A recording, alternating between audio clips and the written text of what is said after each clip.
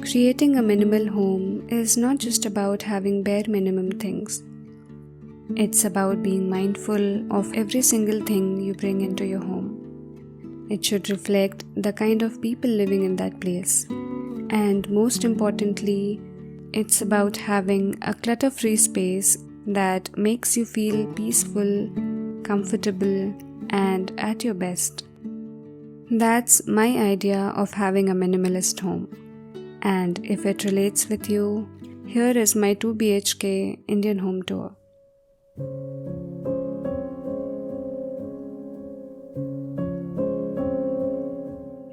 The entrance or the entryway says a lot about your house. It's the first impression you get as soon as you enter. And mine is a very simple one. I have a shoe cabinet and a couple of things kept on top of it.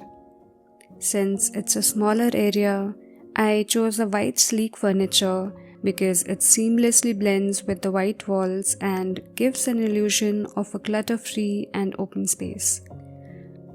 On top of it are a plant, a candle, and an incense stick holder. I like to light an incense stick every other day as it creates a soothing ambience to work, meditate, or relax.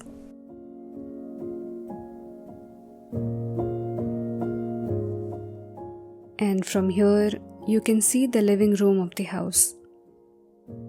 It's very well lit and ventilated given the big glass doors.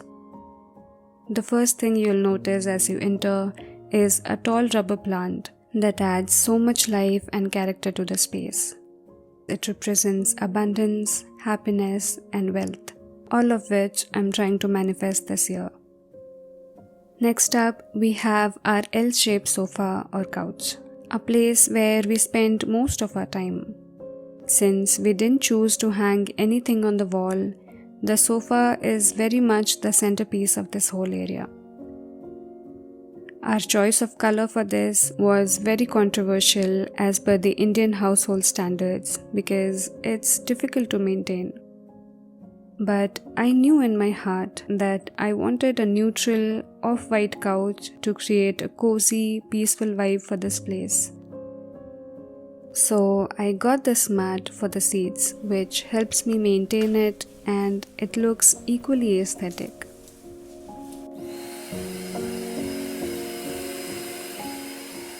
The key is to clean your furniture every once in a while and keep it dust-free.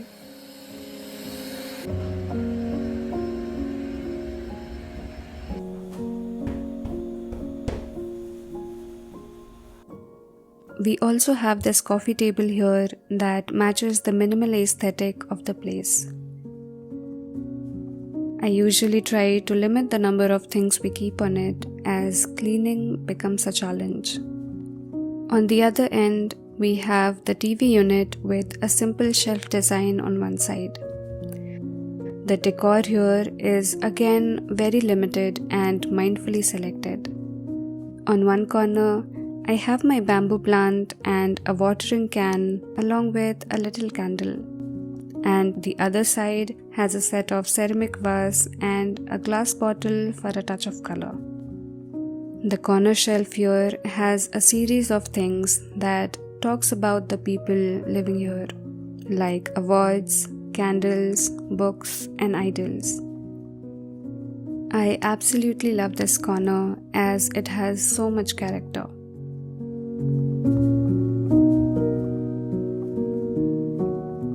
Next to the living room is our balcony.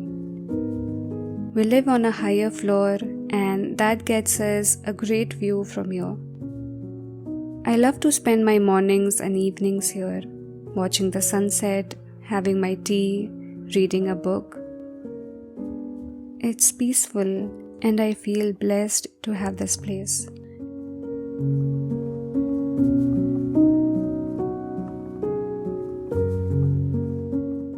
Right opposite to the balcony, we have our kitchen.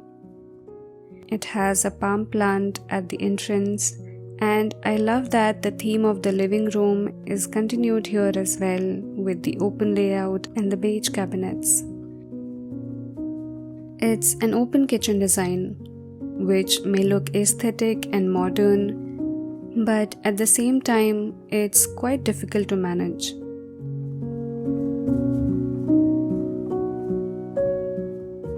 We cook on an everyday basis, which means there's a lot going on in this little kitchen and the limited countertop we've got, and all the mess is entirely visible from the living room.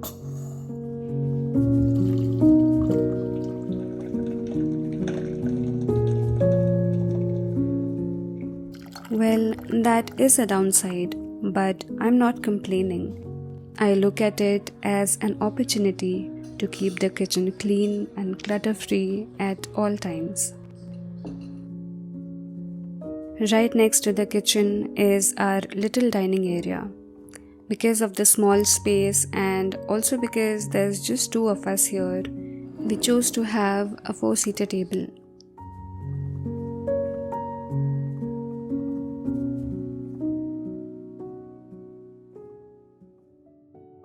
You'll see that there's no decor here and all the walls surrounding this place are empty.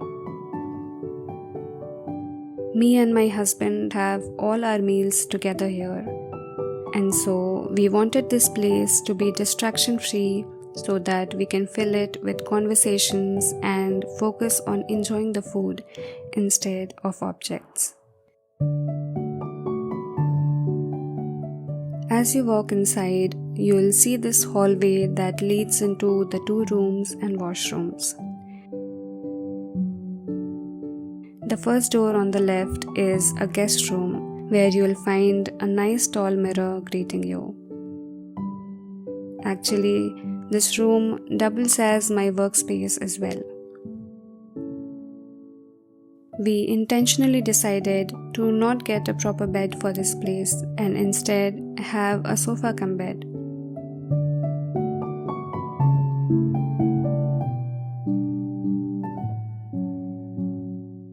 This gives a lot of flexibility in terms of space, as this room is very small. We can open it up when there's a need and fold it back to free up a lot of space. This also allowed me to set up my workspace here. For me, clutter gets in the way of clarity and creativity. So I wanted to be very intentional with the things I bring in this room. Right beside the wardrobe, I set up a small little table that I got from IKEA. Nothing fancy, just a tabletop with a drawer. On the table, I have another plant, a candle, a cute wooden block calendar, and a copy of my digital art. On the wall, you'll see a little vision board kind of a thing, and a bit higher, I put up a frame with a painting of mine. This is the only wall hanging I have in my home as of now, and I very much love how my workspace looks and feels. Right in front of this room, we have the guest washroom. Again, nothing fancy to show around, but it's a decent size for us, and our priority is to always keep it squeaky clean and smelling great.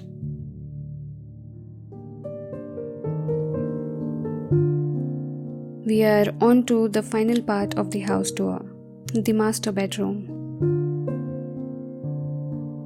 Well, I might have said this for the living, dining, or the workspace, but having a mess-free bedroom is non-negotiable for me.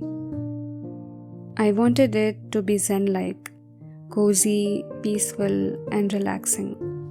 And it might not be everyone's aesthetic preference, but I like all warm and subtle colors with white sheer curtains and indirect lighting. There's not a lot around here, but let's show you a few elements in this room. Firstly, I have a bedside table where I have my night lamp and a few books and journals. Apart from that, I've also put up a habit tracker recently to stay consistent with my habits. If you haven't watched my previous video, I designed a habit tracker for myself and also created a digital template for you guys. So if you're interested, I'll leave a link to the video in the description box. For my bed, I prefer having light colored bed sheets and comforters as they make the space look warm and soothing and welcoming. Moreover, light colors also give an illusion of a bigger, more open space. Next to the bed, we have a corner shelf. Here, I have a few of my favorite items displayed. A moon lamp, my Instax, some journals, photo albums, and scented candles for a nice relaxing time.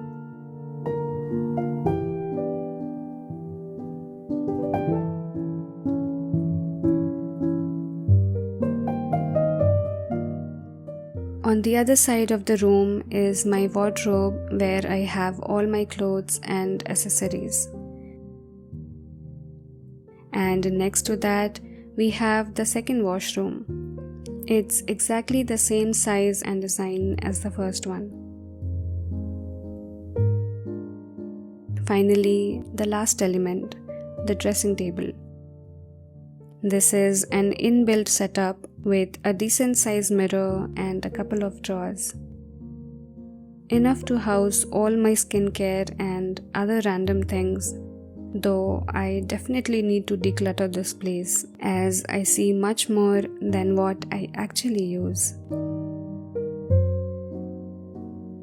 As I moved to different houses over the past few years, I realized that it is not having a lot of fancy decor or furniture that makes an ideal home. It's creating a space where I feel calm, creative, and inspired, where I can feel like myself.